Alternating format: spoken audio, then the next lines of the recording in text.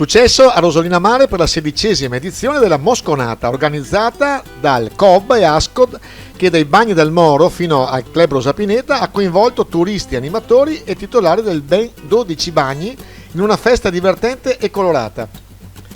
Il Bellarosa ha vinto la 16ª edizione, che ha visto impegnati 12 equipaggi, il Bagnazzurro premiato come gruppo più folcloristico ed Emily Duo eletta Miss. Si ringrazia per le foto Ilo Gianella.